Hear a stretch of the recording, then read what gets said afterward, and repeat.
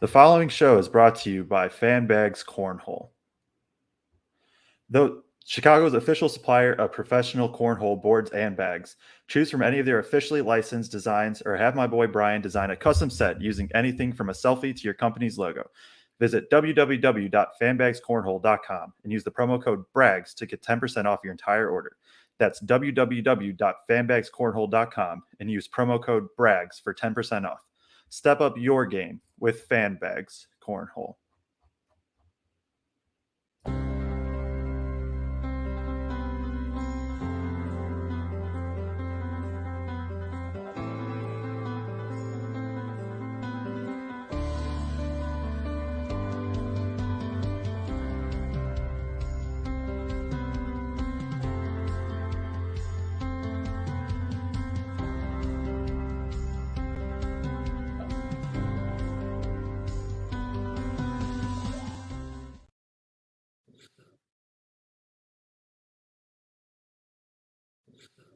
It's Zach Eady with Purdue men's basketball, and you're watching Boilers in the Stands.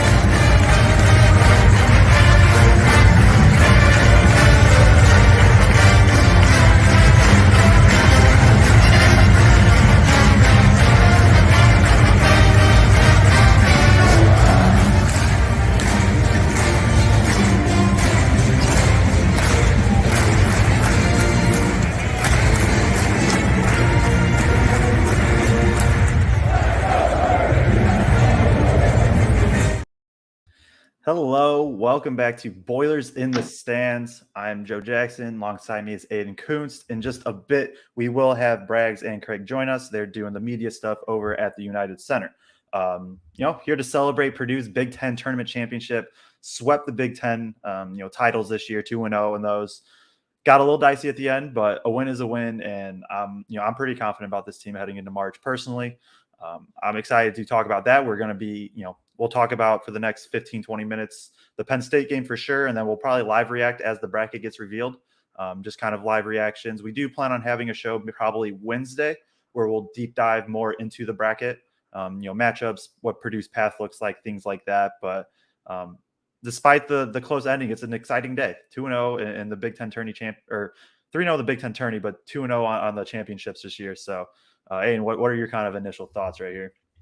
Yeah, just exhale, man. I mean, there's crazy ending there. I think it's great to get two championships, two Big Ten championships, and I thought for the most part, up until the end, Purdue played a really great game and was in control for most of the game. Like it's pretty similar to a lot of the season where Purdue, wins, and it doesn't always look great because the second half, is I don't know. It's often kind of weird, and it was again today.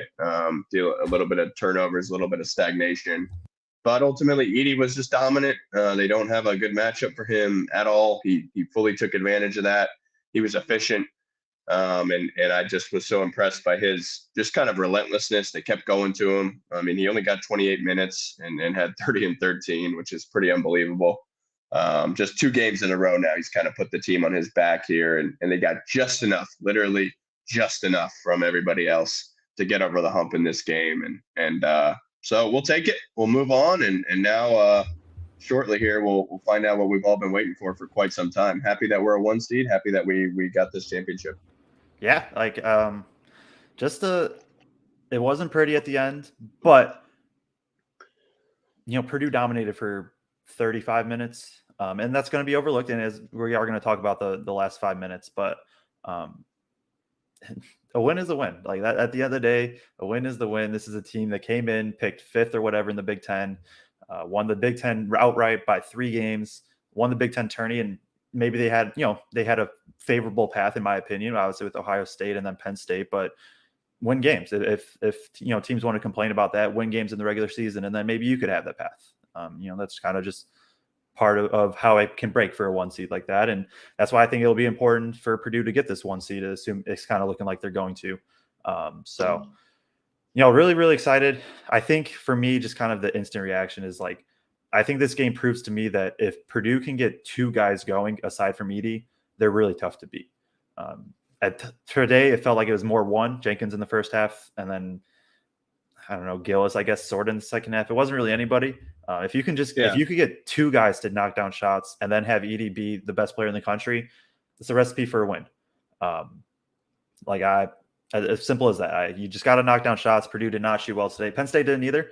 I'm sure Purdue probably feels this game should have been much larger lead than what it was, just based on their shooting splits, and Penn State probably thinks they should have won by 12 based on their shooting splits. So, but that is how it goes. Edey with 30 and 13, like you said, absolutely dominant. Like, just kind of, it reminded me, and I know you weren't able to make it yesterday, but I was talking just like the yesterday's game and today just reminded me like, hey, this is a tough match. Like, Edey is a tough matchup, and if you haven't already played him and don't have an elite big, like, you have to figure out something. You have to figure out some way to stop him, just kind of on the fly. And that'll be interesting to see in the tourney. I think you'll have, most likely every matchup, maybe you get some Big Ten team somewhere in there, but most likely every matchup is a team that will never have played Edey. And that's tough to do. It's tough to just randomly start guarding him. So. Yeah, no question. I mean, he is the ultimate mismatch. He just dominated today. He was really efficient today after yesterday. Having the kind of game where he still put up the numbers, but if you asked him, he would have told you he didn't play that well. Kind of that me versus me thing that he talks about. And today he was just efficient. Like, he just made almost every hook he took, except for a couple there. The one at the end, he was just kind of out of position. And so, he was great, man. He was awesome. And it really was encapsulating of Purdue's season about, and we saw it down the stretch when Edey came out, like, they didn't know what to do. And I think it was a combination of kind of stall ball along with, we don't have our identity out here, so what are we supposed to do? And I think I do think like they're going to have games where probably in the tournament, maybe the second round, where they're going to have a 10-point lead, an 8-point lead, and they're going to have to hold that lead, and the other teams are going to be shooting with no problem. They're going to be shooting with nothing to lose at that point, as Penn State was doing, and running simple actions to get shooter shots. And those guys aren't going to have a conscience. So it is another game where Purdue has got to protect leads better. There's no question about that. They got to hit their free throws, and I didn't get the Edey thing at all, but it's good to get out of there with a win. I don't know why they did the offense defense thing. I get the little more quickness. Maybe they wanted to switch everything with the shooters, and that all makes sense to me, but they had done such a good job defensively for the majority of the game that it almost felt like, why change, what's working there down the stretch. And I think they did a great job defensively on this Penn State team. They were a tired team playing 4 games in 4 days. Jalen Pickett in particular had moments where he really looked gassed, but they just were locked in half court defensively. And for most of the game. And then at the end, they started running very simple stuff, just set up Lundy running off a stagger, a double screen. And he gets a semi-decent look. For him, it's a good look, and Purdue gets out of it because him fouling out helped. And so Purdue kind of sneaks out of it, but it's good vibes. It would have been a really brutal loss going into March, but try to keep it positive. And a lot of guys Purdue normally counts on didn't play well. So it's good to get the W for sure. Yeah, for sure. And I think, bracket's going to be revealed soon. So let's just kind of jump into the stats. I'm going to let you take it away for a minute. Sure. Yeah, let's look at that. Going through it here, looking at Purdue, obviously, Mason Gillis finishes with 10 points, 4 of 8 shooting, 6 boards, as kind of a complimentary piece to Edie. Edie, obviously, we talked about with the 30 and 13, dominant performance from Zach. And David Jenkins chips in 11 on 4 of 7 shooting as well. So that was important. Freshman guard struggled. Fletcher Lawyer struggled again, 4 points, 1 for 6 from the floor. Missed a couple key free throws late. Braden Smith really struggled, had a tough start to the game, airballed one, missed a layup. But I thought played a really good floor game, 4 rebounds, 7 assists, even though he wasn't hitting his shot. And Brandon Newman as well. I mean, you see a common theme here is the 6 of 28 from 3, 21% for the game. Purdue, going 38% from the field, 21% from the 3-point line, and then 65% from the free throw line. So it was a real struggle for Purdue offensively in this game, and they happen to have Zach Edey, and that's why they won. But going 13 to 20 up from the line, 6 to 28 from 3, those are tough numbers. Only 7 turnovers. Penn State doesn't force a lot of turnovers, so that's to be expected. 38 rebounds to Penn State's 31, won that as well. And then you look at 21 second chance points, beat Penn State in that, beat Penn State in bench points with 17. 32 points in the paint, and Edey had 30. So, I mean, you can figure that one out. 17 assists, which is a really good number on 24 makes. They shared the ball well today. I thought overall. And so, yeah, it was a game that pretty sort of typical of a lot of Purdue games this year where they weren't all that efficient. Zach was. And then, some of those threes just got to fall for this group. So, pretty typical Purdue game. And then you see in the top right corner there, Penn State finishes 4 of their last 5, Purdue 1 of their last 8. And that doesn't even include the missed free throws. So, tough struggle bus to finish there, but somehow got out of it. And we were all thinking Shrews was going to draw something up to get a really open look. Edey gets a finger on it, and it just they travel, and then we kind of get out of there. So. Yeah, what jumps out to you, Joe?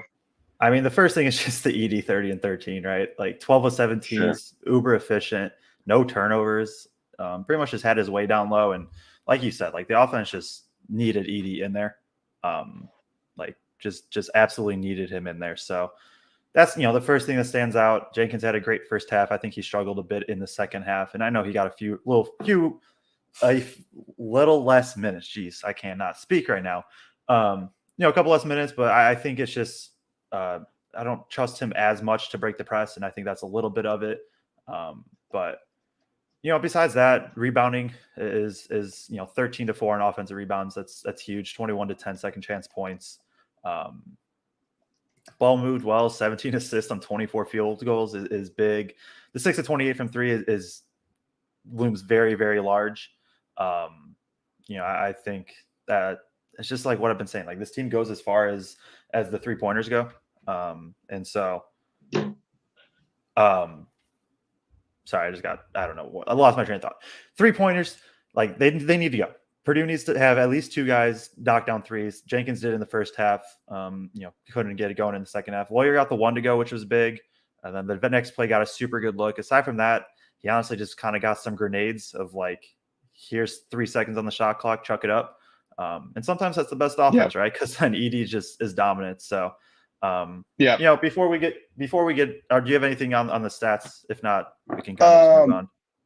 No, I think it's, again, like I said, it's really indicative, like a typical Purdue game of this year. If you've watched this team this year, you've seen a lot of offensive games similar to this one, where the big man eats and everybody else kind of just makes it look really difficult en route to whatever amount of points they end up with, other than maybe Jenkins early. Who for some reason only got, I don't know how many minutes he got. 7. 7 minutes in the second half. So, I mean, that's tough, man. That's tough. Now let's move. Let's just move to the last 5 minutes because I see a bunch of comments and stuff, and obviously that's the talking point. Yeah. Nobody's really wanting to celebrate a Big Ten tournament championship, it seems, but want to talk about the last 5 minutes, and it's fair. I know I talked with you just briefly before, and there's a lot of comments about the press. Aside from the Newman, just kind of, I don't know why he passed that. I thought the press itself was fine. I didn't think Purdue struggled with it at all. It was the half court, like they break the press, and then the offense just was dribbling around the 3-point line and chucking something up without Edey in. I think that's what it really was. Is I thought there was the Newman pass, and then Gillis gets the jump ball, like whatever, maybe it was a foul. That one I thought he could have passed up, but whatever. Even that, like so you have one really bad pass, the rest you break, but then it's just the half court offense went to just pure nothing. It literally went to just keep away. I can't tell you why we took Edey out. Yeah, I can tell you that it was probably an offense. I mean, it was definitely an offense-defense move. But then the problem is when they miss, now we have TKR in an offense. And I know they want to be confident in TKR, and that's great. But it just is absurd with how good he was playing, how much of a threat he is on the offensive boards. That was strange, man. I mean, he hasn't done that all year, Coach Painter. I didn't know it. I mean, even when he first did it and there was a lot of time left, and it almost felt like some sort of like, oh, we're just resting Edey or something, like, which was strange, as they renounced Alabama as the overall #1 seed. But it was weird. And I can't tell you, Jonathan, I really don't know. I don't get that. I don't get why Jenkins wasn't in. It was a strange thing. And yeah, with Edey out, they attacked the rim. Edey was, of course, when he got in there, he immediately gets a bucket on a sweet up and under move and essentially steals the game. And then the other thing was basically a triple team. That was an Edey, like, I don't care, get on my back. We are winning this thing. Yes, we are winning this game. And it's just pretty funny. But, the thing is, like, it's just execution, man. And a lot of the breaking the press discourse comes from the really bad moments that stick out. Brandon Newman, hello Newman, or whatever they say. And then the free throws. And it's just empty possessions because you're missing free throws. Fletcher Lawyer, guy's just in the ultimate slump and can't found it for one play, then gets the best look ever on the next in the first half after they drew something up for him, running off that floppy action. I really think it's legs. I'm sorry to cut you off. Like most of his misses are dead on, just front rim. Like it just looks, and maybe I don't know Lawyer like that, obviously, like at a personal level, but he's in his head of just trying to actually aim the ball instead of just shoot it. I don't know. Yeah, he could be. And they announced Maryland, our friends from College Park, in the 8-9 game against West Virginia. So that's interesting. We will try to keep you guys updated. I'm sure you guys are all watching, but just kind of watching that as we go. But yeah, I didn't get that strategy at all. I just did not get it. I did not get the stall ball. Just run your offense. It doesn't have to be a situation where you play stall ball. They can zone you. Okay, run your best set. Go at them. And trust your defense to get stops. And on the other end, Penn State went to simple stagger action for Seth Lundy. He hits a couple tough shots. Jalen Pickett got to the rim with Kaufman-Renn in there. And it's unfortunate, man.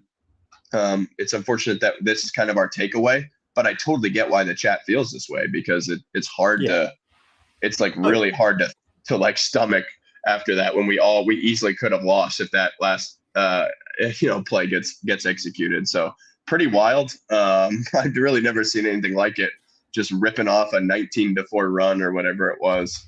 To me, Jenkins, yes, I agree with everyone in the chat. Jenkins absolutely should have been in for Lawyer. He really had no business being out there in my mind. And yeah, it was strange, guys. I don't have a great rationale of it. I don't. I really think it's just the one thing Lawyer still does well, and he's struggled shooting, and he has a liability on defense. The one thing that just changes with him is the ball just moves differently when he's in. Sure. Yesterday he didn't shoot well. He had 5 assists. Like, I'm not saying that he should, that Painter shouldn't have gone to Jenkins more. I think that's just probably the reasoning. That would be my guess. Sure. I didn't really have the stream up. I was just like, you're rattling off. I'm like, it's not pulled up. I was on the wrong channel. I'm all over the place. But yeah, you're. It's okay. we're following along here. We just got Creighton NC State, which will be an electric first round matchup. Glad to see we'll neither of them. Yeah. Well, unless we're the 2, I guess they're doing South. So yeah, this would be the one where we're the 2 here coming up. Yeah, let's just kind of wait to talk about this then. Or there's going to be a couple minutes, I guess. Baylor, UC Santa Barbara, just got pushed. But as we kind of wait, is Garfunkel action a real thing? Yes, it is. It is fun. They ran it yesterday for Newman. It is a ghost screen into a pin down. And they ran it yesterday, and I definitely had to shout that one out on my thread. I saw a little bit, somebody else say something about how they appreciate the work, and I appreciate the support on all that. We will have it up tomorrow, celebrating the Big Ten tourney. No, Arizona's you're doing a great job. Yeah, Arizona's the 2, so that means Purdue's on the 1 line. I mean, pretty Purdue's going to be the 1 seed, most likely in the East. Yes. So we will wait to find that out. We can maybe jump into some individual performances.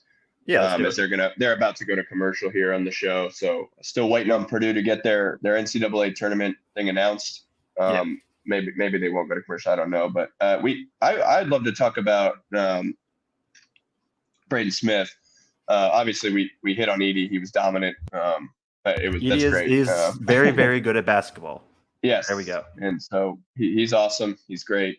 He carried us. That up and under move, which is sick to finish. I was hoping he was going to just slam it. But he went with the conventional route. Maybe he got fouled too. That's funny as an aside. That's one of those incidental contact plays that they just let go, where he gets slapped on the elbow as that's going up, and it looks like nothing, because what is Jalen Pickett's hand going to do to a 7'4" guy? But he finishes it anyway, and those are just funny to watch. I thought Braden Smith, I thought he played a great floor game, even though he really missed a lot of really good looks and couldn't get going from 3 and lots of threes that I know he expects to make. The layup at the start, which he has made basically every time this season. He rarely blows that little, I know they would call it just a inside hand finish there with your right hand driving left. And so, I thought he played a great floor game. The 7 assists were huge. He had I could probably count 4 or 5 more that could have been assists. A lot of those went to Caleb First, as we talked about. He was letting it fly and the most open. And that's the thing. And I was talking about with my dad. I'm back home here, and we were watching the game, and these are like in rhythm horse shots. That these guys are getting. Morton had a couple. First had every shot First takes from 3 is an absolutely easy horse shot. And it's frustrating as a fan. Dad, nice drapes. Yeah. It's frustrating as a fan. But it is what it is. They got to keep shooting those, because if you don't shoot those, then you're really just not going to be respected. And I think Braden Smith really controlled the flow of this game. And I was impressed, man. I thought he got into the teeth of the defense. He made good decisions for the most part. I know he had maybe 1 or 2 turnovers. Great picture there from our friends at ISC Sports. What did he have? 1 turnover where he stepped out of bounds there on the trap. But really just controlled the game well. Joe, I can't hear you. I don't know if you're talking. There we go. I was muted. Okay. My bad. So I was just saying 7 assists. Really good floor game. And even that was and they went away from it at the end, and I don't get why. Is they had success against this, and I guess it's because Edie wasn't in, but he wasn't even setting the screen. They had success against that 2-3 zone where they would have Newman on the opposite wing. He would get a screen from Edie, take 1 dribble, kind of bring in that other top defender over, kick to Smith, who was getting a screen at the same time from Gillis, drive into the lane.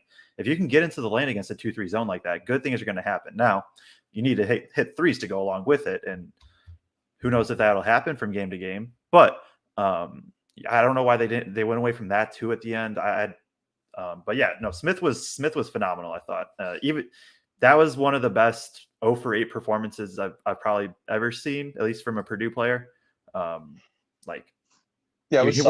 went for 0 for 8, and we're like, he had a good game. That's hard to do. Yeah, you got to look beyond the shots. They didn't go in for anybody. Other than Zach Edey, and that's frustrating, man. They got to go at some point. And if we have a game like this in the tournament, if Penn State didn't play particularly well, so there is that kind of cloud. But I thought he played a great floor game. I thought, looking at the other guys here, Ethan Morton probably deserved more than 16 minutes. Really didn't contribute anything offensively and missed some bad free throws there down the stretch. But I just thought he had a great defensive game, including a huge play where he drew a charge, beating Seth Lundy to the spot there. Really did nice work on Lundy. They pulled Lawyer early and went to the Morton Newman lineup and was able to kind of turn the water off there, as that lineup is known to do. And we talked about he was good. We talked about it yesterday of like when you have an Edey matchup like this, you can definitely afford to go to that Morton Newman lineup more. Because that's we'll say it again, that's the concern is Newman and Morton, the ball just sticks and the offense just can't flow as much. But if Edey doesn't care in the post, you can still get good spacing around him. And so now you can really go to that lineup more. And for sure. That's a big thing going forward. And they just announced Houston as the second number one in the Midwest region, as expected. So Purdue is waiting to hear their name called still in the East. Kansas is going to get the West? Yeah, that's what I had seen for the most part. I guess, that's Las Vegas, right? Yeah. I mean, it's closer to Kansas, so okay. They would, well, because I don't know what's closer, Vegas or New York for them. Yeah, I don't know, but I do think most bracketologists had this look here that I had seen. Are we thinking UConn's at 3? Because I don't want it. I don't want them as a 4 in the East. I don't want them either. I hope they're up to 3. Now they were not at all in the bracket reveal, the early reveal. They weren't even on the 4 line, so they would have had to make a fairly significant jump since then, which maybe they can. That was I felt like that was just some recency bias where they're on that tail end of the like downswing, and we'll talk about all that later because it is weird with all the human bias and stuff. Like not human bias, but like it's a mix of numbers. But at the end of the day, it is just people picking, and so and Iowa Auburn here. Yeah, Iowa Auburn in the 8-9 game, which that's a little worrisome because the problem with these 8-9 games, and we'll get into this when we get our draw, is so many of them are Big Ten teams. And so then like the scary one is going to go to us. Like we're likely going to get a Memphis or an Arkansas or potentially an FAU. And those are a bit scary. Rick Mount asks, so New York and then Louisville. No, that's not it, Rick. Rick or Joe, I don't know what to call you, but it's Columbus and then New York it would be. So the first pod would be played in Columbus and then Miami Drake in the Midwest at the 5-12. Yep. Should be IU here potentially at the 4th spot. Could be. And that's a solid draw for them. That's a solid draw for IU. Miami and Drake on the other side. Yeah. And now we'll see who their 13 is here in Albany. That's fun for the Hoosier fans. Dang. I'm like out there in Eastern New York. Kent State. All right. That's a pretty easy pod for IU. Kent State's dangerous. They are. They're solid. They're coached by Rob Senderoff, who's actually a former Sampson assistant at IU. But that'll be interesting. Iowa State on the 6 line. Wow. That's interesting. I hate for whoever gets that 3 seed then. That is interesting. That's a tough 3 seed. You didn't get to watch the IU Penn State game yesterday, right? Ohio State, you mean? No, the IU one. I watched like the first half back on Synergy, but I had some problem with. I had to go somewhere, so no. IU just refused to give Trace the ball for the last 15 minutes. Really? Just did not. And Penn State was doubling, but then IU was kicking. I don't know. I went on a rant yesterday about it. As a basketball fan, it's just like, why? Like, Pitt makes it. I've seen a bunch of stuff about Pitt on the bubble. They get in. Yeah, Pitt Mississippi State. That's interesting. I do think. Yeah, what were you I was going to finish. Trace did look absolutely gassed. And, like, if he's gassed in that Kent State game, watch out. Otherwise, I do think they have a pretty favorable draw. Yeah, absolutely. They have a great draw because Miami, Florida's missing their big. And he might be out for the tournament, Norchad Omier. Xavier on the 3 line's a little high. I hadn't seen that anywhere. That's not. I feel like that's not good for UConn as a 3. No, not at all. I think UConn's probably gonna be our 4 then. I hate to say that, but unless, boy, that's surprising. I don't. Yeah, that one is. Texas A&M is a 7. Wow. Okay, so we avoid them. That's pretty low for them as well. That is. Yeah. Boy, they're good, man. So the top half of this is 4. Yeah. Top half of that is tough, and then bottom half of that region is, or top half is easier, bottom half is tough. Penn State, Texas A&M. Wow. It's a tough matchup for Shrews. Yeah, Boy, I don't love that they one for are. them. Texas A&M is underseeded, man. Oof. Yeah. Now, is this going to be Marquette or potentially? No, it's Texas. Okay, it's Texas. So Ooh, R2 will likely be Marquette. A&M. Two's Yeah, gonna be Marquette. that'll be a good one. R2 is probably going to be Marquette. Yep, I would think. Yeah. At this point, that'll be. I don't know. Well, we're about 30. We're about 30 seconds ahead of the live. Sorry, guys. I didn't realize that. I'm watching on YouTube TV, so I didn't think it would be. You're about 10 seconds ahead of me. Oh, wow. Okay. Well, then I'll slow down. I'll wait. My bad, guys. I'm just like spoiling this here. But we are, they will reveal the East region next. While we're waiting for that, if everybody here, we don't have the exact numbers, but if you could give a like, we're going to have a ton of content over the next 4 or 5 days throughout March Madness. Like, please, wherever you're, Twitter, Facebook, YouTube, wherever you are, please give a like. It helps us a lot. Like I said, I wouldn't be shocked if we have a 2 or 3 hour show Wednesday. Me and Aiden have a couple, we have an interview coming out. We'll preview the Big Ten as a whole in the tourney. We'll preview Purdue. I don't know if we're going to go live necessarily or pod, but we'll have that. And then even, we might do some recap shows. Let us know if you'd be interested in like at the end of like a Thursday or Friday, we just hop on for 20 minutes, talk about the day. Let us know if you'd like that on YouTube. But yeah, please, like, subscribe. We do really appreciate that. We did 2.5 hours yesterday. I see us, because Braggs and Craig aren't even probably close to being on yet. I see us probably doing another 2.5 hour show today. So, giving you guys all the content. I'm having a blast. I enjoy all the interaction. I think it is good thought. And it's just fun, right? You get to interact, and maybe we don't agree on everything, but if you bring a take and you have reason behind it, I'm always game to listen. And that's fun. That's just the thing about basketball, right? We could look at 2 plays, see different things, and probably both of you right. As if you got your reasoning, like, it's fun. So really appreciate everybody doing the live bracket reveal now. They'll do they're going to commercial break. I don't know if they're going to do East or West next, but anything while we kind of wait March Madness wise that you've seen so far, Purdue, Penn State, that you kind of want to touch on still? Yeah, I'll just say this. We are planning to do a bracket group. Jeff Parks, yes. We are definitely planning to do that. JB asks this. Yes, and that is accurate. And I would expect UCLA to be the 2 out west with Kansas, and I would expect Purdue and Marquette in the East with UConn as the 4, which is not ideal, or potentially UConn as a 3. I mean, we don't know that. I guess the other 3s would be Kansas State, Gonzaga potentially out west. That west makes can be sense. Tough. Kansas, UCLA, and Gonzaga. Yeah, I mean, so that's a good question. Like, will they have K-State or UConn higher? They have UConn higher, then they will be it. But I think they'll have K-State higher. So who would you rather do for Purdue? Anyone but UConn. I'm scared of UConn. I'm really scared of UConn. And they could easily like get beat early. Like we still haven't seen Oral Roberts' name, which will potentially be in Purdue's region there. And we still haven't seen. I mean, the 12s are really dangerous this year, guys. That just anyone watching, there has been so much chalk in the mid-major games that there aren't any like pretender 12s. There are a lot of really good mid-majors. VCU is scary. We haven't heard their name yet. That's a 12-13. I would almost bet that Purdue will see a 12-13. If you want to go ahead and hit the ads here now while the CBS is in commercials, we could do that. Yeah, we'll give a quick shout out to our sponsors. We appreciate their support and all of that with everything that we are doing here.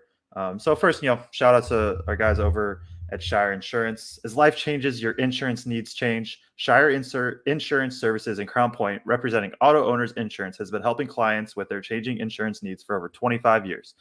As an independent agency, we love working with auto owners to provide excellent service to our clients. Buying your first home, start with Shire. Expanding your business, start with Shire.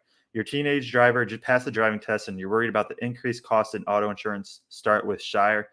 If you're Craig, and then you have to drive to Chicago with Braggs these past couple days, start with Shire, definitely. So appreciate them. You've dreamed about the perfect house, a place to call your own, and a place to not only stretch out, but to grow.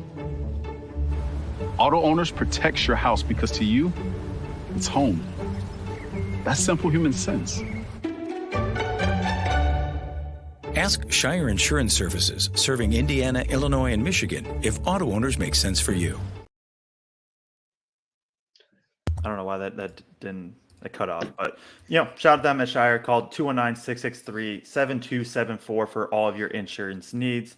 And then got to give a shout out to our people over at Mad Mush. Oh yeah, it is March. It is time. It's a good time to get some pizza this next week. Enjoy some March Madness. One of the best times of the year. Best pizza. I know I'm going to be getting it at least once, maybe twice. I don't know, this next week, and probably more throughout March Madness. So definitely shout out them. Use coupon code BITS, BITS, for 15% off any order. That's coupon code BITS. So, appreciate all the support in that. I'm sure, I know I'll be getting some Mad Mush. I'm sure you will be too at some point throughout March Madness. absolutely. And they have just revealed the West region. Kansas is the number 1 seed. So You're Kansas so far ahead. is okay. I saw one in the chat, so that's why I went with it. Okay. But Kansas will be the 1 in the West. Bragg's jumping in here. Which means How we we're the one in doing? the East. What's up, boys? What's How's it going going? on? Oh man, what a scene! What a scene! Some really great pictures just taken after the celebration. Purdue gets bailed out at the end. A lot closer than it probably should have been, but at the end of the day, they're champs, and that's the second time they can say that this year. You talk about trying to right some wrongs from last year. I think Zach Edey's on a mission. He beat, won the regular season Big Ten Championship, and you saw the satisfaction on his face with some of the coverage we brought here on Boilers in the Stands. And same thing today. Gets named tournament MVP, and you can see just what the leader he is for this team and this program. And they win the Big Ten Tournament Championship, where they fell short last year against Iowa in the championship. So 2 down, one big one to go. But, it's hard for me to not get excited about the possibility of them slaying that ultimate dragon, Now, the brackets have been revealed. Have we been revealed yet? So Not we have officially, but we are in the West region right now, where Kansas is the 1, and we Arkansas have avoided. at 8 is big.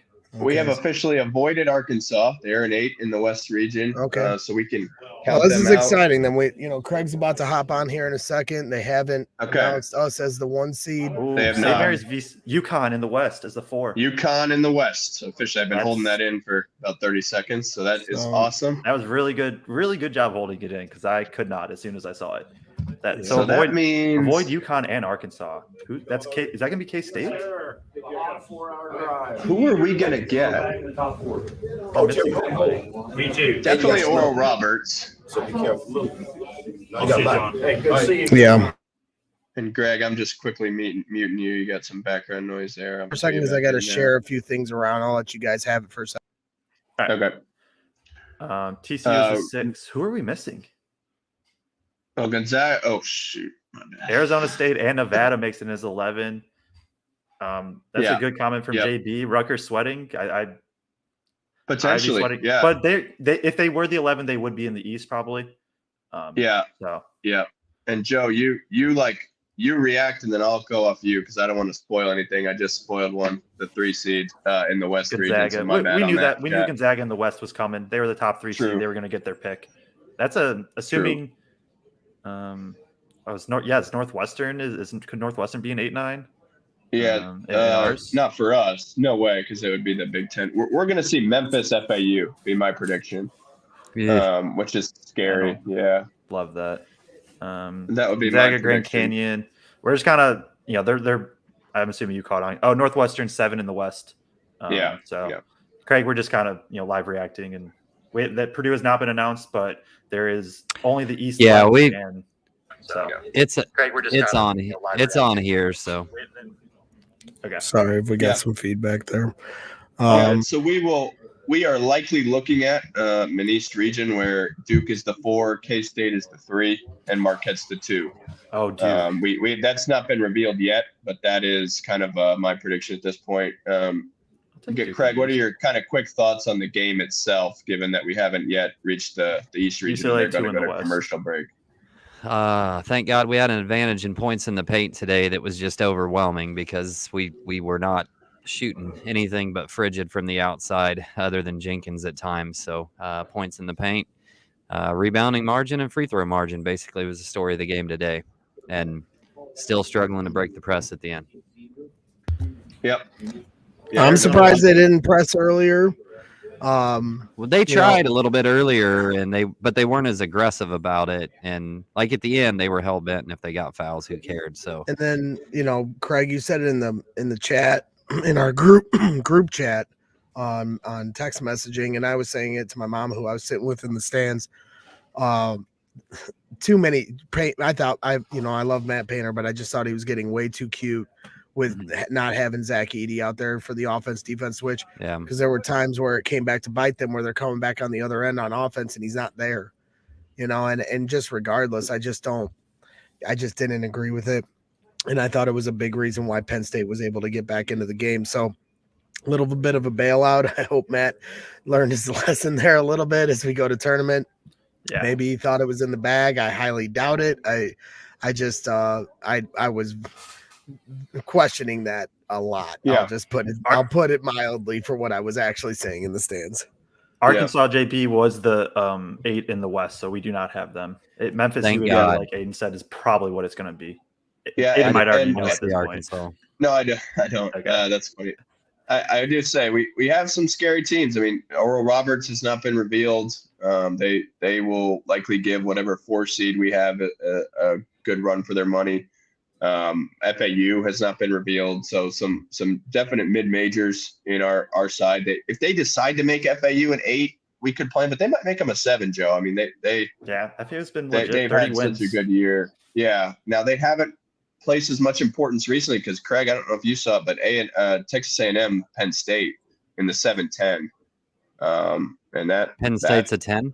Yeah, and Texas A&M's a 7. So they didn't place a whole lot of importance on the conference tournament, as they typically don't. But I think that's where they had them in bracket matrix this morning, even with their run in the tournament, though. Yeah, and I think Rutgers could be the 11 in our seed. I don't know. They're going to sneak in probably here. We have not seen Wisconsin or Michigan so far. Rutgers hasn't been announced yet? Nope. So they are sweating right now. Left. Rutgers playing in the East on that region? Yeah, they are sweating. We saw Indiana. I am sweating. They wouldn't be. I mean, we wouldn't see them. We want to see them to the Elite Eight. So if we saw them, Braggs is physically sweating. I am physically sweating from the work. I am going to be posting pictures all night long on Twitter and on Facebook, just like after we clinched they celebrated the Big Ten regular season championship at Mackey. Just got equal amount of great pictures. I've texted some over to Joe. I hope they can all fit. Let's do what we can to make sure they fit. Maybe slide through some of the videos and take out some of trim the fat on some of those videos that we may not necessarily use anymore. If you can, Joe, if they don't all fit, because I think they're great. And I just want to share these with the people. Please hit that like button while you guys are in here. Appreciate everybody joining us. Thank you to Joe and Aiden for getting this kicked off right when the game was over. We wanted to celebrate this with you guys the right way. Craig and I doing the work here at the United Center. These guys working hard at home in their studios, and this is what we're trying to do. This is the kind of coverage we want to bring you guys as best we can. It's going to be exciting to see what these guys can do in March Madness, but I'm not trying to hedge because I want this team to get to a Final Four and win a national championship desperately. And I'm not going to pretend like I won't be disappointed if they can't achieve that goal. But at the same time, I think everyone needs to realize just exactly what this team has accomplished already this year. To be the fastest team to ever go unranked to number 1 in the country, to be number 1 in the country for 8 weeks or so, to be a team that was predicted 6th and 7th in the Big Ten and win the Big Ten outright by 3 games, to have a national player of the year on your team, to win a Big Ten regular season, like I said, and then win a Big Ten tournament championship in just, a 2-week span. Whatever they do in March, we all obviously want them to do it There all. we go. we're gonna Hey, we got it. Yep. Let's have it. But We're this just is what it's all announcing. about. And now the first time to ever be a number 1 seed Yeah. in the Matt Painter era. So this is a special year, guys. Officially the 1 seed, and we see the boys celebrating in the United Center with the trophy right in front of them. So a cool look there from CBS. And we will Some take of us on- are seeing that so far. Some of us are watching a commercial. Okay. I'm not just not going to say anything. Joe, you No, handle you're it good. I know, because we're so ahead of. Yeah. I don't know how to do it. I just don't want to bother the chat. I feel bad about the chat. So Yeah, I can. Seems like I've been pretty in tune, but Yeah. just go for it and I'll catch up. Looks like we All right, got we're one. looking Are at- these guys in the stadium right now? yeah, I don't know. They're in a big room. It's a really big ceiling. Memphis has been Yeah. revealed as our 8 seed against FAU. Looks like so. That's a tricky matchup for sure. I'll let you guys react to this for a second, and then I'm going to go see if I can find this room. I'll be right back. Greg, Okay. it's limited. I walked right by it. You have Oh, to have a okay. special pass to get in. Well, I'm a special person, Craig. I mean, Oh, there ain't no doubt about that. Yeah, so Memphis FAU, that is a tricky 8-9 game, man. 2 teams that are physical, fast, very similar to a Rutgers style. Duke is the 5, so we will see who our 4 is there. That's interesting. I don't quite know who the 4 would be, but I guess we're about to find out. Duke will likely take on Oral Roberts here. They will. So Purdue in a 116 game against SEMO and Howard, the winner of SEMO and Howard. So they will start to prepare for them, and we get their first look at their draw with Memphis and FAU in the 8-9 game, and Duke and Oral Roberts in You the mean Texas 5-12 Southern and Farley Dickinson? Texas Southern Farley Dickinson. Yes, Tennessee is our 4. Tennessee is our 4 seed. So I feel pretty good about that. I don't think they will be beating the winner of Duke Oral Roberts personally without their starting point guard. I think if you were asking for a 4, that would be the one you would want. I don't know if you guys agree with that or how much Tennessee you've seen, but I just know they pressure the ball a lot and they play really, really intense physical defense. yep, good defense. But like you Go said, ahead. I don't think they get far enough to meet us. I don't either. Kentucky as the 6th seed. I'm gonna slow down and let Joe take it because I feel bad. No, you're good. I just saw Duke Oral Roberts in the 5-12. I've been working on pictures Okay. too, so Dude, you need to hit jump to live or something. I'm streaming. Like I got no other option. I'm streaming I too. gotcha. That's so weird. Yeah, I I'm know. on, Me too. I'm on Hulu YouTube Live. TV. See, I don't trust the CBS Sports app, so I'm just gonna stick with it. Fair enough. gotcha. They just revealed Kentucky and Providence in the 6-11 game, and Rutgers is starting to sweat because Michigan State has not been revealed, and Michigan State is Michigan not going to be State's a playing 7. Rutgers. Yeah, and they're not going to play Rutgers in the first round, so I think Rutgers is out. And I can't believe I'm saying that, No, but I'm not. No, it is. I think They got Rutgers is USC out. in. Yep, Rutgers is out. Wow. So clearly, another example of the committee just absolutely disregarding conference tournament results. That win over Michigan did not mean a thing, and Rutgers is left out. Wow, I mean, Rutgers is a better team than Providence. I'm sorry, maybe that's just Big Ten bias, but that's surprising to me. Yeah. As the go. live seed's about to reveal, the final 2 is Marquette, of course, as we knew, team we've beaten. So 2 teams in this region that we've, 3 if you count Michigan State, that we've beaten, Michigan State, Duke, and Marquette, all in this East region that Purdue has already taken care of this season. So kind of interesting from that perspective. And they will take on Vermont. So that is the bracket. Pretty good path for Marquette, boys. I mean, winner of Michigan State, USC, K-State's your 3, Kentucky's your 6. I think if I'm Marquette, I'm feeling pretty good about getting to an Elite 8. That K-State matchup will be pretty tricky for them. Yeah, it will. It will. Really, really good physical guards. A lot of dribble drive action.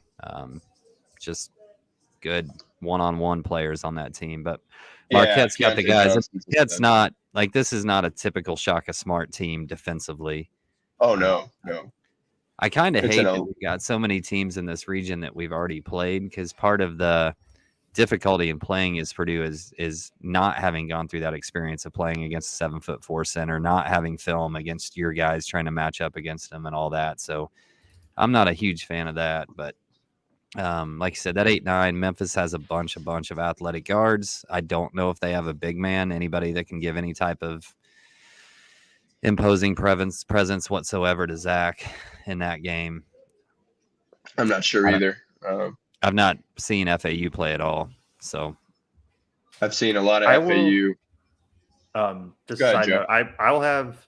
I hate that we have the 16 matchup for the two of them, but I will have on CPB review. I'm going to have an in-depth scouting report on my Twitter. I'm going to, if I can find game film, I'm going to do threads of all Purdue opponents. So, because like I haven't seen a ton of FAU or Memphis, just to be real, haven't seen any Texas Southern or Farley Dickinson. But I will have that out for people that don't, for me too, but for people that maybe have not seen these teams yet. Yeah, and they're revealing the last 4 in, first 4 out right now. Rutgers, obviously, the big surprise being left out, and alongside North Carolina, Clemson, Oklahoma State, and then Mississippi State, Pitt, Arizona State, Nevada. Funny thing how about in the hell did Pitt get in? no clue. I thought they were a dead drop. Just because they were probably the 5th seed or whatever in the ACC. And they lost by probably 40 to Duke. They lost by 40 to Duke in the conference tournament. Pitt. Rutgers beats Michigan and gets left out. So that's strange. Funny thing about Fairleigh Dickinson, I don't know that they have a guy. They're like one of the smallest teams in the country, height-wise. So that may be a pretty interesting matchup in the first round. I've only seen a few of their games, but yeah, make sure you guys check out Joe's film threads he'll do on our opponents, obviously FAU, Memphis, and the 216. So interesting draw for Purdue. I don't know how I quite feel about it. It's a bunch of teams we've already played, a team who's really hot in Duke, a team in Tennessee who's kind of reeling a little bit as the 4. So I think you like that. But definitely, as Corey said earlier, I would love to swap places with Marquette. I would much rather play K-State than Duke. That's just me. I'm sorry. I'm loading some pictures in. So, Craig, if you got stuff, go ahead. Yeah, I'm just looking through Memphis. It looks like Memphis's biggest dude is 6'9", a couple of 6-foot guards that are really high up in scoring, and then a whole bunch of 6'5" guys that play a lot of minutes. So it looked like they're going to be pretty long on the wings, 6-foot point guard, and have to try to play Zach with somebody that's 6'9". So obviously that's something that bodes well. Does look like they force a lot of steals. So I don't know. I'll have to watch some film on them. Haven't actually watched them play yet. Yeah, they're also 322nd in the country in defensive rebound percentage. That's interesting. Could be a big opportunity if we can just get shots up instead of turning the ball over. Just get a shot up and then let Zach go get it. That's interesting, man. I think FAU, I've watched a lot of them. They play really fast. They have a 7-1 guy, but they really just play 5 out, run stuff through him, let him, dribble into Chicago action and things of that nature. They don't really have a number 1 guy. They kind of just have 7 guys that all score about the same amount. And so I think that's a tough 8-9. That's definitely a tough 8-9. I mean, you look at KenPom, Memphis is 19th in KenPom, and Florida Atlantic is 26th in KenPom. So pretty tough there for an 8-9. But interesting, man. Definitely going to test our guards. All right, so yeah, they ranked to 20th review in the country in steals. All right, so to review, for me, who's been freaking running all over this stadium, 1 seed is Purdue in our region. Now I want to hear the 2, 3, and 4. So we Purdue is the 1 seed in the East region. We'll play in Columbus to start, and then Madison Square Garden if they get past the first weekend. The 2 seeds Marquette. The 3 seed is Kansas State, and the 4 seed is Tennessee, with Duke being the 5 seed. So two teams there that Purdue's beaten this year. Yes. And some will say, oh, they beat them once, that's not good. But at the same time, A, you know how you match up with them, and B, now Painter knows, can really take a look at the film if they were to face off against those teams and have a good scout. I mean, so can they, but I'm going to put my trust in Matt Painter over a first-year head coach at Duke. And Marquette's coach is certainly good. I'm not going to slight him by any means. In reality, they really should have won at Mackey. Purdue and Braden Smith kind of pulled a rabbit out of their head at the end of that game. They were down 8, I think, with like 7 minutes to go, and Braden just went on a run. So, it'll be interesting to see if those matchups come to fruition, one game at a time. But, as Craig has been emphasizing just how important this number 1 seed was to get, they got it, and let's see what they can do with it. Yeah. Absolutely. Looking at FAU, it looks like they play fast. Like you said, they're a smaller team, not ranked real high defensively. Not a team that forces a heck of a lot of steals, No. or forces a lot of turnovers. So, just looking real quick, I'd almost rather see FAU in that second round personally. Yeah, I think I'm with you. I think I'm there too. Photos are in, guys, so we're good there now. Just based on kind of what I do know, I think I'd rather have FAU. Memphis can push and stuff and score a lot, so which worries me. But I think Purdue's a 1 seed for a reason. I think if it comes down to it, won't be easy, but I do think they should win either of those. Well, let's go through some of these pictures while you guys kind of marinate and look at the bracket. If there's anything else you want to talk about, I'm not sure where you've gotten on ad reads, Joe. We got them all. You got all 3. Wow, you guys are killing it, killing the game. So, we'll start out with some of the ISC Purdue pictures. Matt Painter and Coach Shrews. Got to give a shout out to ISC Purdue. They do such great work, and they're a big part of what we do as far as support system. And we appreciate everything they provide here. It was cool to see Coach Shrews and Matt Painter, again, showing the ultimate respect for one another, doing the pregame interview together. There's Zach Edey practicing the hook and then executing the hook when the game starts. He is a machine when it comes to that. Every time he misses, it's a surprise. That's just how fundamentally sound he is with his work. And there's Mason Gillis, who was just all over the boards again today, just doing a great job to hustle and dig and fight for that ball and get to those 50-50 balls, as Matt Painter says a lot. David Jenkins Jr., man, what a microwave he was this weekend. Big reason why they're now the Big Ten tournament champions. He had 11 points in the first half, so he is now cut in half the 22-point deficit he has to 2,000 points. He is now 11 points away. Correct me if I'm wrong. I don't think he had any points in the second half. So he's 11 points away from 2,000 points in his career. Was hoping he could get a few more buckets in the second half. Ethan Morton having some fun out there, playing some defense, working hard out there. Didn't get the three ball to drop like he wanted today, but there it is with Braden Smith, showing that fire. He's starting to really get loose out there.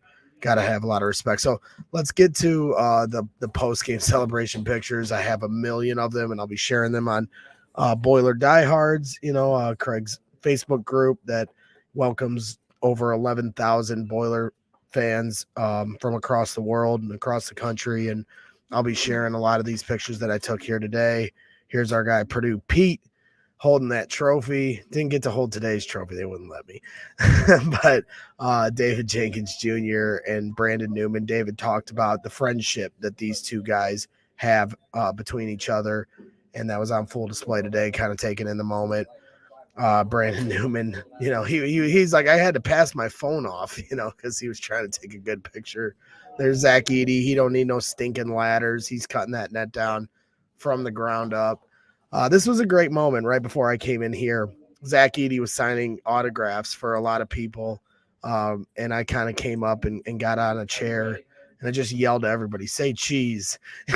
And they all heard me and turned around, and literally everyone, even Zach, said cheese. So pretty cool moment there. 1 in a million shot, hanging out with Boiler Nation. There's that satisfaction on Zach Edey's face, like I was talking about when he won MVP. He even cursed at the podium. He was laughing about that, a little fraudulent slip. I think, he kind of lost himself. This was probably my personal favorite moment because everybody was like, Matt, take a picture. And he was like, hey, I got something for you, and pulled his shirt up. And he's wearing a Chicago Cubs Fly the W shirt. For those of you that don't know, the Chicago Cubs hang a W flag or an L flag, whether they win or lose outside Wrigley. It's been their tradition for, decades, 10 decades. I mean, it's been forever. And so when they win, they say fly the W, and there's Matt Painter wearing a W shirt. Pretty cool moment there, especially for me as a Cub fan. There's Braden Smith getting used to cutting down them nets. He's going to have an illustrious career here. And those confetti cannons certainly were a little more intense than at Mackey Arena. So that was pretty cool to see them hoist the trophy. That was the one spot I couldn't get to. You guys are talking about, I'm going to get to my spots. I was on the court for a hot minute, and they were like, you ain't got the armband, get off the court. I was like, all right. That irritated me, but I still found the angles to try to get the best pictures I possibly could for all of you. And I'll be sharing those on Twitter if you follow us on @BragsInStands, and then I'll be sharing them on Facebook as well with all of you guys on the Boiler Diehards page and our Brags in the Stands Facebook page. So appreciate everybody, following along with some of that. So I don't know where you guys want to take this, but that's all I got right there. Where do you want to go, Aiden? Yeah, I mean, I did just want to mention they did tweet out that we are playing on Friday. We don't have the time of that yet, but Friday in Columbus, Sunday in Columbus. So that if anyone didn't know that, just wanted to mention that. I don't know if you guys had any more thoughts on the game. I mean, it felt to me like a really great defensive performance until the end, and it was hard to. You guys haven't seen it, but we were kind of trying to be positive, and it was just hard to celebrate, I think, for everyone with how that last run was pretty crazy. So yeah, I mean, they were lucky, and I hate saying that. They were lucky that they got, because at the end, I mean, when they called a timeout, I was like, they're going to hit a 3 to win this game. I mean, and you're thinking Shrews is going to draw something up, get him a great look. Yeah. I mean, you got seniors, Lundy and Pickett, and then you got that weapon, Funk, and you're just thinking about how is he going to spring one of these guys open? And I just felt like if one of those seniors got the ball, they were going to knock it down. They've just kind of been this team in the tournament, but they didn't. And that's a credit to Purdue, that they didn't, they took on the adversity. You're going to have a moment like that in the tournament. IU came back on Penn State yesterday. Penn State held on. That's how it goes in the tournament sometimes. You're playing not to lose. You start holding on. It should have been a 20-point blowout. Purdue really outplayed them the whole game. Defensively, they weren't doubling. They were allowing Jalen Pickett to take it one-on-one and see what he could do, and he couldn't do much. Zach Edey with his typical 30 points or whatever he ended up with, dominating the game. Guys getting David Jenkins Jr. Lighting it up in the first half. I mean, I really had no fear whatsoever. I walked away from my mom in the stands with about 3 minutes to go and started texting people about what we're going to do after the celebration. And I'm sitting there with like 5 seconds left, like, holy shit, they could lose this. I mean, I just couldn't believe it, but we'll take it. As many losses as they had last year at the last second, the law of averages start to even out, right? Right. No, I think they just took their foot off the pedal way too early. He went back to TKR after, TKR usually comes in and then Zach finishes it out down the stretch, and he went back to TKR again, and it kind of left him in, and they reeled off a couple, and things started to look like it was going to tighten up a little, and then by the time he came back to Zach, that momentum was already there, and then I'm still not sure. Like, I understand what he was trying to do with the offense, defense, ED, TKR substitution, but there was too many times, even if we made a defensive stand on the other end, then Zach wasn't in there for the offensive advantage on the other side of it. So it was as a catch-22. It's you're gaining an advantage on one end, but losing the only advantage we really had all game on the other end. Right.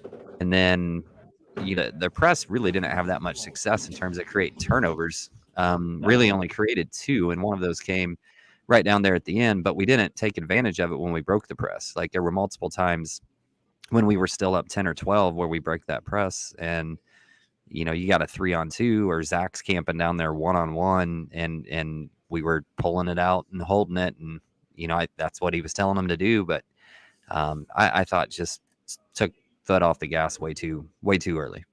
Yeah, and a few people mentioned in the chat that Seth Lundy fouled out, so he wasn't available for that game-winning shot.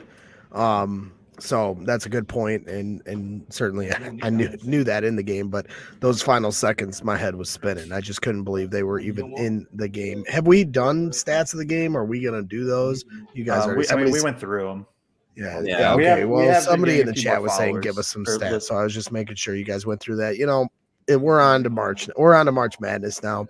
We broke down the stats. Well, if you want to go back, Can I briefly say how that? I mean, it did get to a 2-point game. That defense on the last play was perfect. Edey tips the ball. Mm-hmm. That's a game winner that Penn State goes to a lot.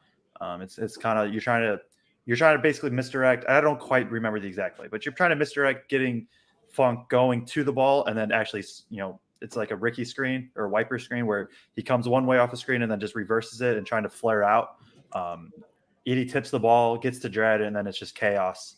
That's an opportunity. That's a point where Penn State has guys that can hit threes. That's a game where you can lose. Edey does what he needs to, and you get a win. And you're Big Ten champs going into the tourney, which I just wanted to shout that out because despite the collapse, I thought that was really, really good. I wanted to. Corey's asking about plus minus. I can tell you, and we can get that stats back up on the screen here, but I can tell you the only guys in positive plus minus was Fletcher Lawyer was a +2, Zach Edey is a +6, Caleb First a +9, and David Jenkins a +11. So those are the only guys for Purdue that were positive for plus minus. This feels kind of like a game that the plus minus doesn't matter a whole lot because Fletcher being in the positive in this game seems a little silly. But yeah, it was tough, man. I definitely think at the end there, they were going to get an open 3. They guarded it pretty well in that Ricky screen, rescreen action that Joe's talking about. And, I think on to March, man, on to March. Like you look at Memphis and FAU, and a lot of people are saying we got a really tough draw. I tend to agree. I think it's a pretty tough draw. But I think we've known this for a while. We know that 8-9 game was going to probably end up being a physical battle. And if it's Memphis, it will be that team that's really physical. It's going to depend a lot on the whistle. It's going to depend a lot on if Purdue can hit shots. But it's finally that time. And I believe this team has as good a shot as anyone in that region as getting out of there and getting to that Final Four. Yeah. And that's where March is what it is. You're the 1 seed as Purdue. You got to take care of business. You are the better team than obviously, you got to get past the 16 seed, but you are better than both 8 and 9. Obviously, there's tough matchups within both, possibly, but you have Zach Edey, knock down some threes, and that's kind of. I was telling Aiden earlier. For me, I think at this point, it's if Purdue can have Edey going and 2 guys, just any 2, knock down some shots. I think Purdue's is insanely tough to beat then, but. The 3-point shooting's been so crazy up and down that it's no guarantee that 2 guys are going in the same game. Yeah, and they shot pretty decent over the last 2 days, and then today, I don't know. Yesterday we talked about Penn State's legs looking a little bit tired and the shots being a little bit flat. And it kind of looked that way for us outside of Jenkins today, and luckily in the NCAA tournament we never have to go 2 days in a row, let alone 3 days in a row. Yeah, for sure. Right. No, and Penn State had 4. Pickett looked gassed at times. I thought Purdue did a pretty good job on him today. He's good enough that he's going to get a couple, but Newman didn't let him just go off, and that's a big win. It's a big win. And a great job on Funk. Three different times we played. 3 different times we played him. Never let Funk get going at all. Yeah, and that's huge. Funk can randomly hit 6, 7, 8 threes. That's why Penn State's a dangerous, and they have a tough matchup at that 7-10 with A&M. But Penn State could randomly have a I don't care, we're hitting 15 threes game, and then what do? You can make tough. Even what did Lundy end up with? Lundy went 3 for 5. How many of those were open that he made? 1, maybe? None. I don't think. I didn't think so either. They were all contested. That's just who Penn State is. They have shot makers. Dredd gets a couple. Dredd was the one that got a couple open ones to go early. Can we talk about TKR and Edie on Clary just because it was funny? Edie 7'4" on a 5'11" guard who's super quick. Yeah. But no 3-point shot. Purdue was basically just like all right, you can't score. So try it. And, Clary drove a couple times, got near the rim. And was just like, no, thank you. Backed out. I thought TKR was great too on him too. I thought TKR was great the whole game. And maybe that was part of the reason why Matt decided to do what he did down the stretch. Because he really was good defensively, really good help position and walling up, being in the right spot, which hasn't always been the thing with TKR, but he was good, and he's still not an excuse to not have Zach in there though. That was silly, I think. And I think it would have been interesting to hear what he would have said had there been a post-game press conference. So there wasn't a press conference? I didn't know that. No. Yeah, because they shuffled him after a long celebration. They shuffled him into a back room, which they also wouldn't allow me in. And shocker. Come on. We're all fans. It's almost like somebody told you they weren't going to let you in. Well, then I was standing out the door. And waiting to see if they'd all come out with the trophy. But no, they would not let me in, which is disappointing. I mean, don't they know what we're doing here? For real. They should be tuned in. They should be hitting the like button if they're right here, That's what I would do. Definitely. And everybody in the chat, if you haven't already, go ahead and hit that like button. Just good reminder there, Joe.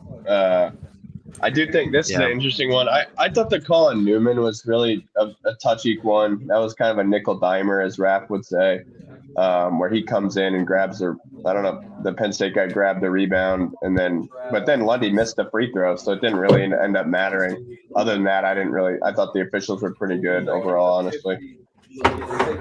Yeah, I did too, until there was a stretch where I thought there were 3 terrible calls. I can't remember exactly what it was. I know the second one was Newman got called where he went straight up vertical when somebody drove, and they called a foul on Newman. There was something that happened on the offensive end right before Gillis got fouled on the 3. The guy didn't even hit the ball. And there was 3 there right in a row, because I had just made the comment that the officials had been really good all game, and then those 3 plays in a row happened. So the guy that just slipped right by Braggs there and gave him the high five, that's part of Purdue's creative team, their videographer and their photographer sitting right next to Greg. And for those of you guys that don't know, all that great content that goes out there is that Purdue creative team is just fire. And if you go and watch some of the other teams' stuff they put together, it's not even close to the quality of content that Purdue gets. Yeah, 100%. They're every pregame video or postgame video just gets me excited. Can't wait for the next one. We have a lot of Purdue. We had 3 games in 3 days. We're gonna have at least one more Thursday or Friday. Do we know what day yet? Friday. We just don't know what time. So hopefully it's late afternoon, so I got time to put my 2 hours of work in the morning and still get over there. So there you go. I will be probably sitting on my couch watching every game, enjoying some Mad Mushroom after I use my coupon code BITS for 15% off. Heck yeah. Just enjoy it. This is the best time of the this is just the best time of the year. This week is great. Past 4 days, I've done nothing but watch basketball pretty much. You have all the tournament championships. You have Purdue winning theirs, which is always obviously a plus. The second time that's ever happened. And it's the only time they've done both in the same season. This is the first time they've won the regular season conference championship and won the tourney, because they won it in 2009 and 2010 with essentially the same team, but it was 2 different years. Okay.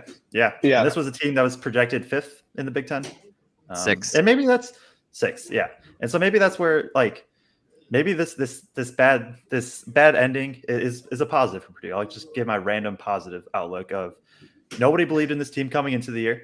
They were 5th or 6th in the Big Ten. They win the Big Ten. when you listen to anybody predict this Big Ten tourney, who picks Purdue? Nobody.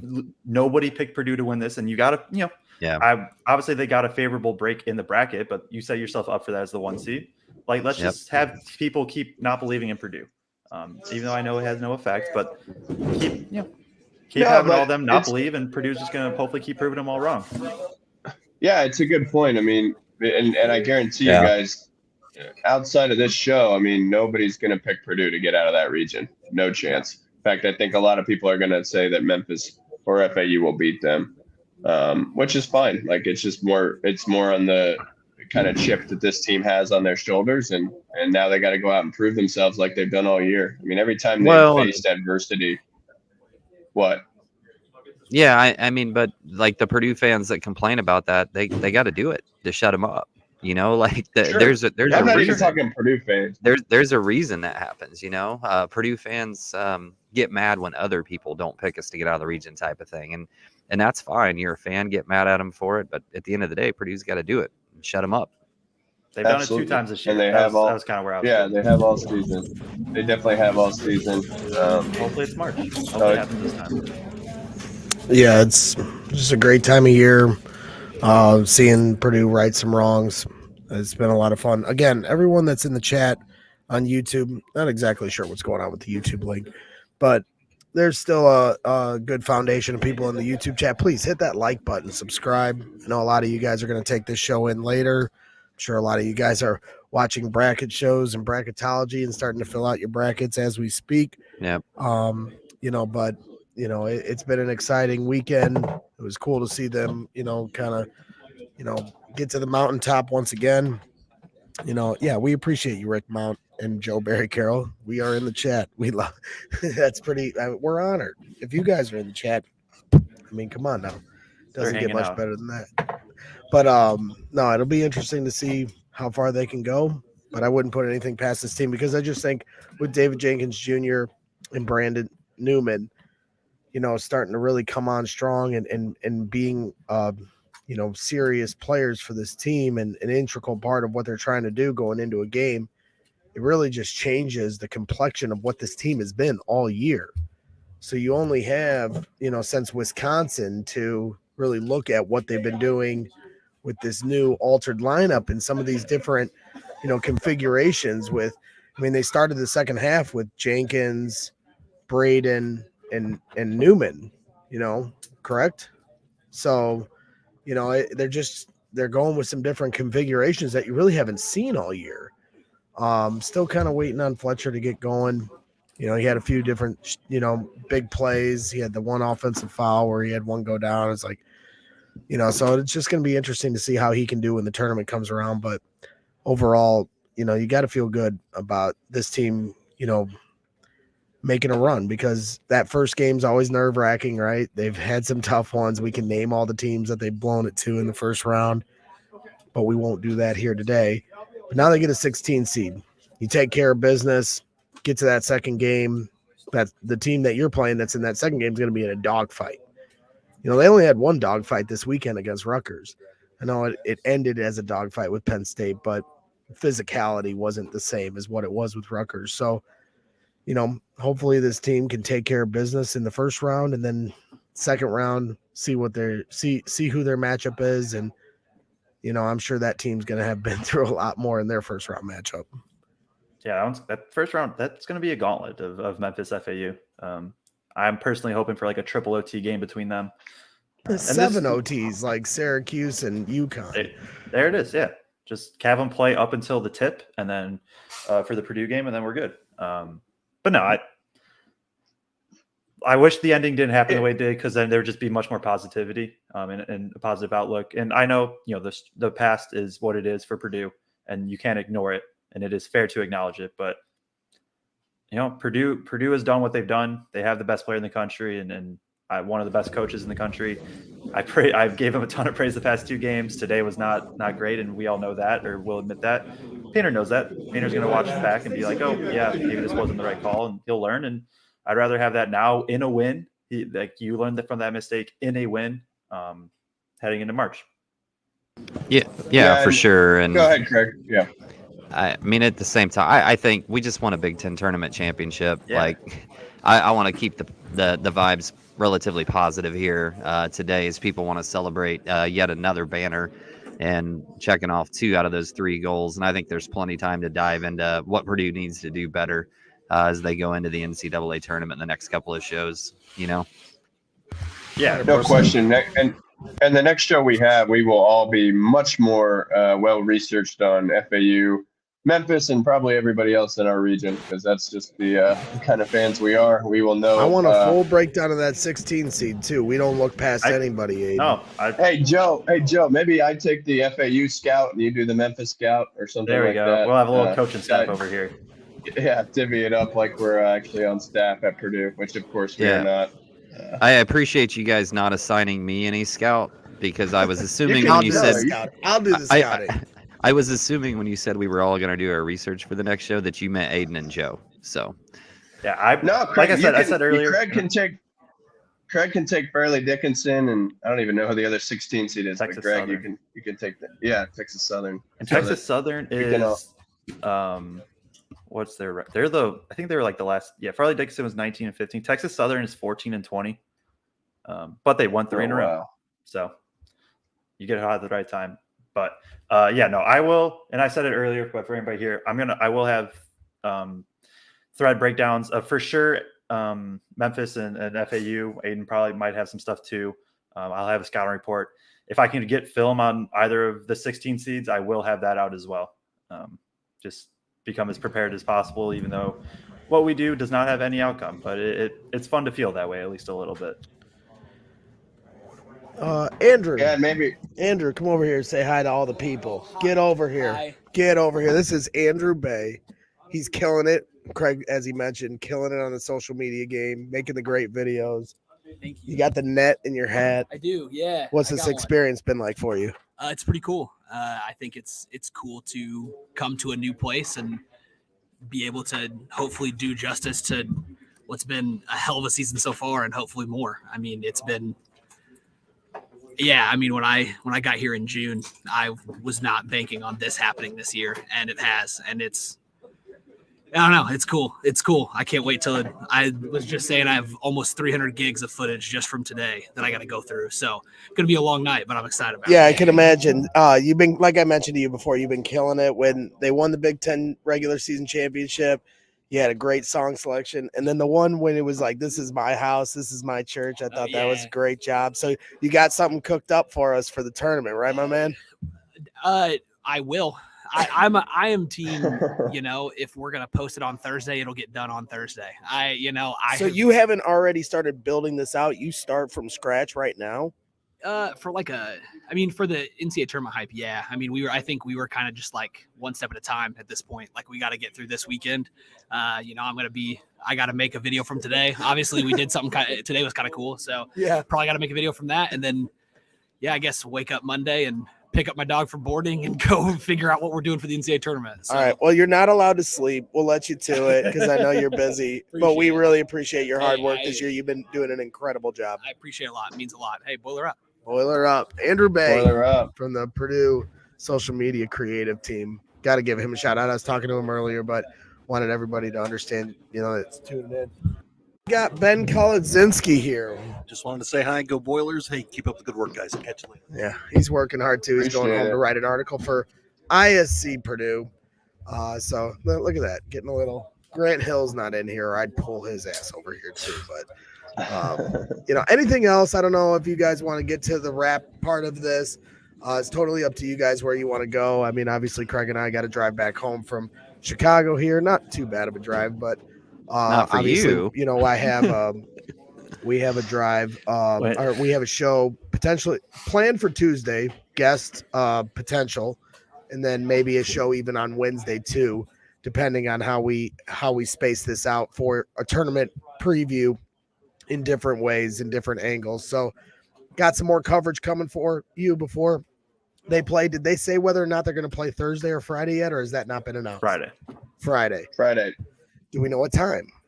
No. Friday. We don't have a time yet. We do not have a time. We don't even have an opponent. Don't have a time. We don't have an opponent. They Hey, don't know yet. No, they haven't. We played yet. already agreed, Greg, that you were paying for Aiden to go scout the play-in 16 game so that he had a full Yeah. report for Friday. Yeah. So Appreciate sorry. that. yes, I will pay good money for whatever you guys are going to do. You guys have been doing a great job all year.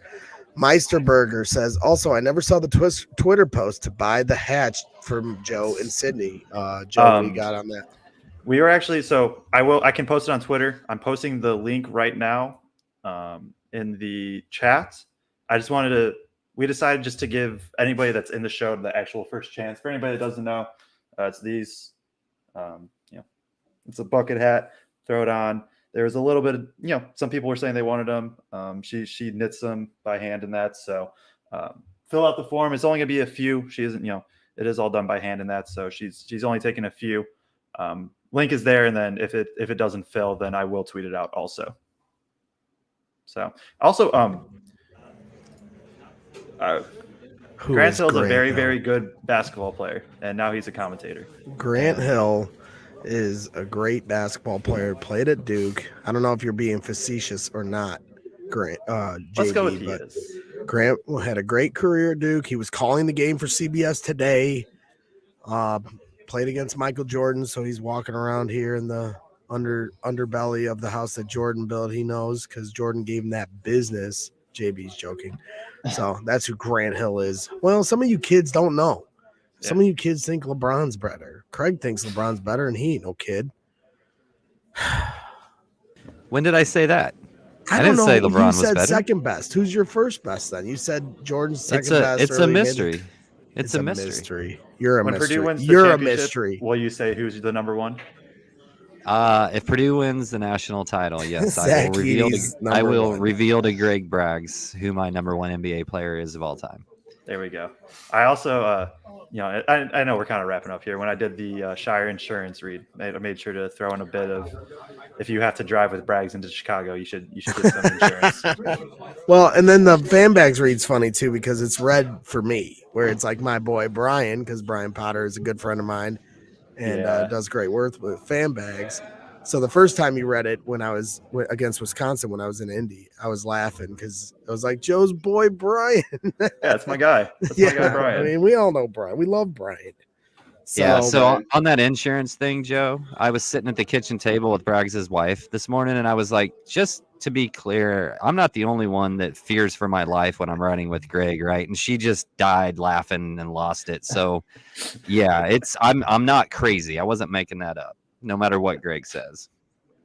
There you go. I mean, that feels like a pretty good source right there of the driving skills. I mean, he got you there, so there is that, but He'll be fine. Maybe took a couple years later off He'll the life or whatever. He'll be just fine here on the way home as we celebrate. What a beautiful day, guys. That was somewhat of a sigh of relief.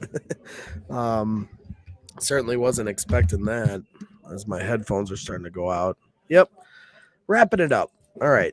My head's spinning. We've been doing a million things. It was cool to go out to whatever tavern we went where there was no bartenders, but it was cool to meet some of the fans out before the game. Thank you for everybody over the weekend here at the United Center that said hi to us, and we appreciate everyone's support with this show. Like I said, more coverage to come here with Boilers in the Stands. We're going to do everything we can to be out in Columbus Friday and then Sunday. I will definitely be there on Sunday. We'll just have to wait and see on Friday.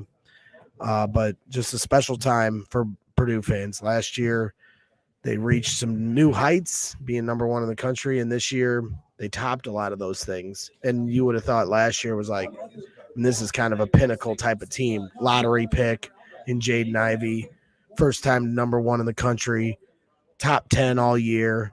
And this team said, hold my beer, hold my Boilermaker, because these guys were top 5 all year, number one in the country 8 weeks, national player of the year, Big Ten tournament champions, Big Ten regular season champions, number 1 seed for the first time in Matt Painter's era.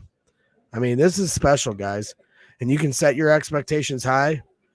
as fans, and that's totally fair. You should want this team to reach greatness, but appreciate what they've accomplished and keep it in perspective as you keep those high expectations. Yeah, that was well said. I got nothing really else to add. Great season. I've enjoyed, we still got plenty more shows to come, at least, a couple this week and then throughout March Madness, but I've really enjoyed what we've created here with these post-game shows too. So it's just been, it's a great time to be a Purdue fan. And you hit the nail on the head and exactly kind of painting the picture of the season. And shout out to Emmy and to Tyler Bogenwright for catching up with us earlier today. And before you guys start worrying too much about the tournament, enjoy today. Enjoy the fact that we won a regular season championship. Enjoy the fact that we won a Big Ten tournament championship. First time one team has done both of those in the same year. Enjoy it. And then let's start worrying about the tournament come Thursday. Well, tune in on Tuesday and let's worry about it together first. And then we'll worry about it. Take a couple days and celebrate. Anything else, gentlemen, before I say goodbye to everybody? Boiler up. All right, Boiler up. Once again, shout out to Fanbags Cornhole. Visit www.fanbagscornhole.com and use the promo code BRAGS for 10% off your entire order. And they do some great work over there, so check them out. You can literally have beanbags that are Purdue custom made designed. That's what you can do with Fanbags Cornhole. Best in the business. Auto Owners Insurance with Shire Insurance Services. Make sure you visit www.shireinsurance.com or call 219-663-7274 for all your insurance needs.